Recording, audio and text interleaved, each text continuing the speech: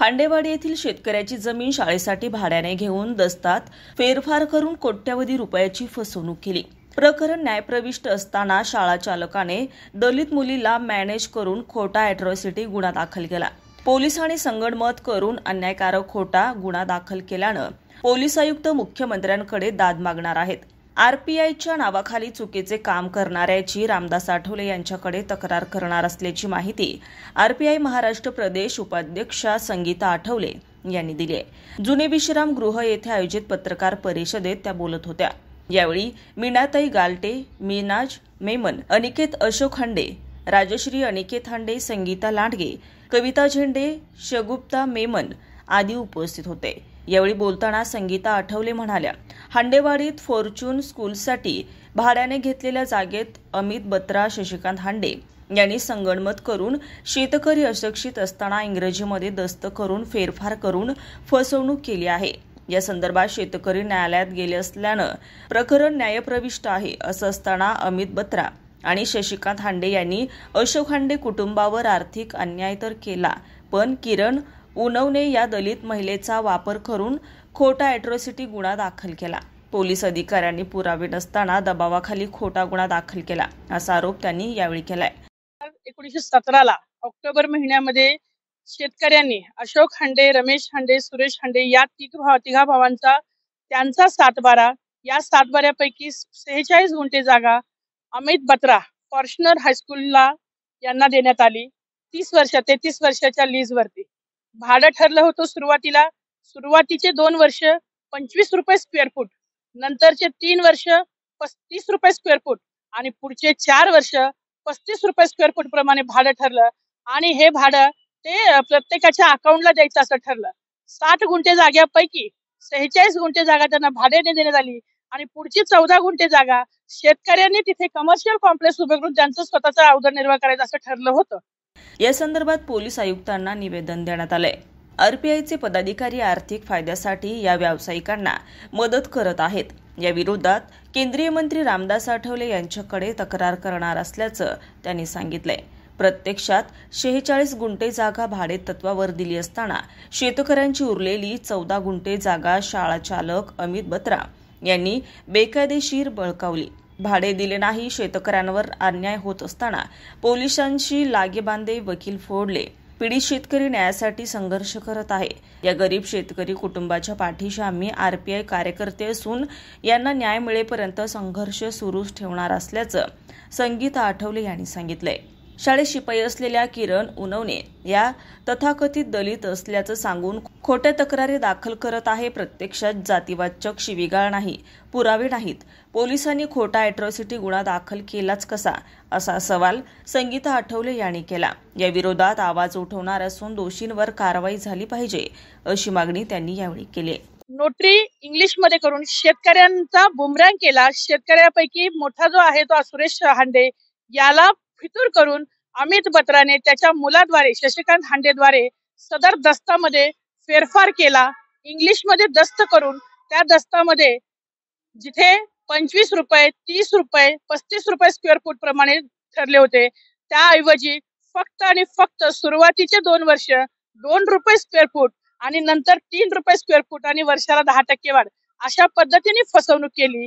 शिवाय 46 गुंठे भाड्याने दिलेले असताना बेकायदेशीररित्या 60 गुंठे जागा फॉर्च्यूनर शाळेचे संस्थापक अमित बत्रा हे बेकायदेशीररित्या शशिकांत हांडे शेतकऱ्यांच्या पुतण्याला हाताशी धरून आणि त्याला भांडवलदार बनवून भागीदार बनवून त्याच्या बायकोला त्या शाळेमध्ये नोकरी लावून आणि शशिकांत हांडेच्या घरी काम करणारी घरकाम करणारी किरण उनवणे हिला नोकरी लावून या माध्यमातून शेतकऱ्यांचा न्याय गिळंकृत केला।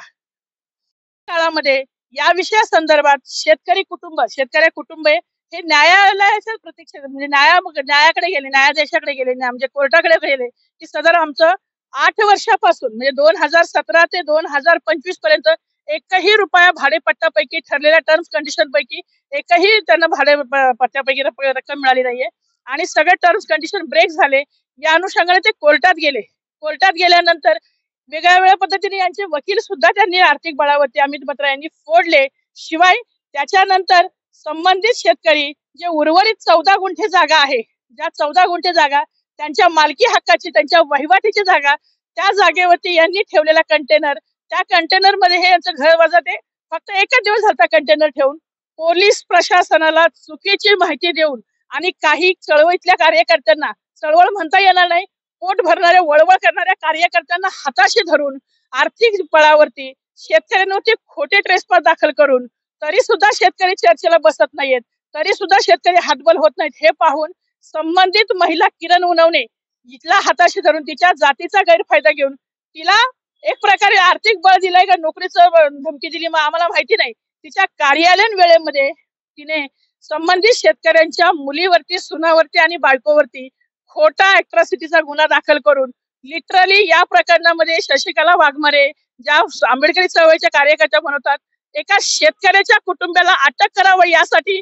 मजूर अड्ड्यावरची गर्दी, 300-300 रुपये पगार देऊन गर्दी करून या शेतकऱ्यांच्या कुटुंबाला बदनाम करण्यासाठी, त्यांचं अटक करण्यासाठी पोलीस प्रशासनावरती ज्या पद्धतीनं ताकदीनं दबाव निर्माण करतायत हे म्हणजे किळसवाणी आहे.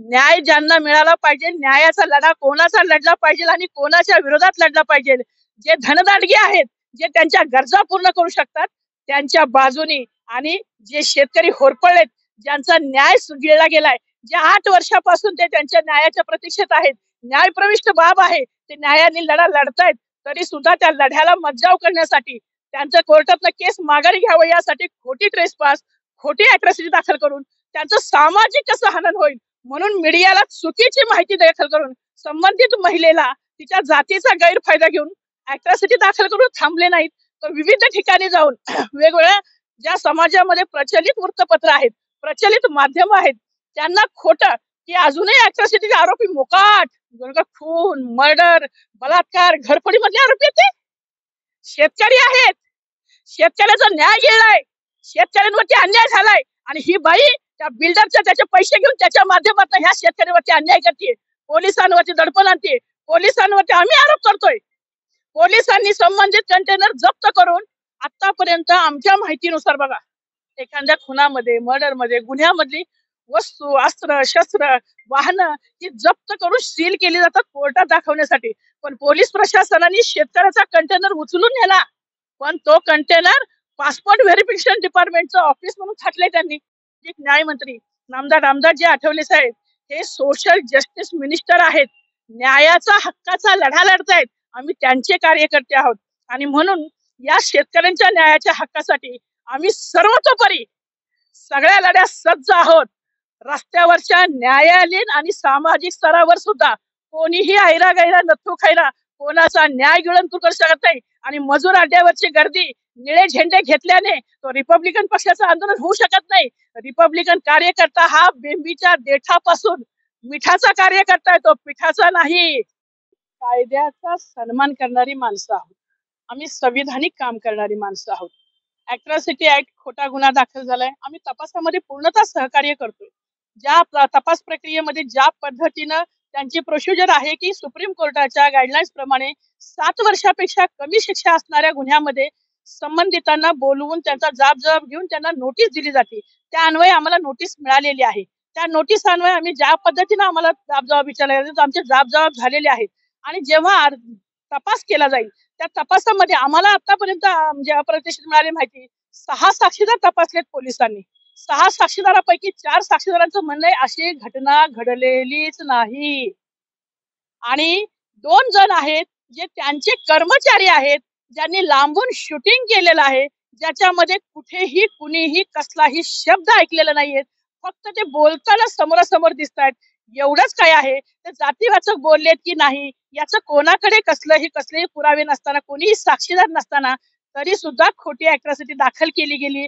पोलीस प्रशासनाचा याही बाबतीत खरं तर निषेधच केला पाहिजे. जिथे पुरावेच नसेल, जिथे साक्षीदारच नसेल तरी सुद्धा अॅट्रॉसिटी दाखल करण्याची जी घाई, ट्रेसपास दाखल करण्याची जी घाई, या घाई मागचं कारण कोण आहे, या घाई करण्यामागचा हेतू काय आहे, हा तपासाचा आणि विशेष म्हणजे संशोधनाचा विषय आहे. हा त्याच्या पदाधिकाऱ्यांना जे परजातीचे म्हणजे रिपब्लिकन पक्ष आम्ही सर्वसमावेश सर्व जाती धर्माला सामावून घेण्याचा प्रयत्न करत असताना डॉक्टर बाबासाहेब आंबेडकर यांच्या खुल्या विचारधारेवरती आधारित असणारा हा रिपब्लिकन पक्ष, या रिपब्लिकन पक्षाचा अजेंडा जनमानसामध्ये राबवत असताना बाबासाहेबांच्या खुल्या अजेंड्याला धरूनच काम झालं पाहिजे.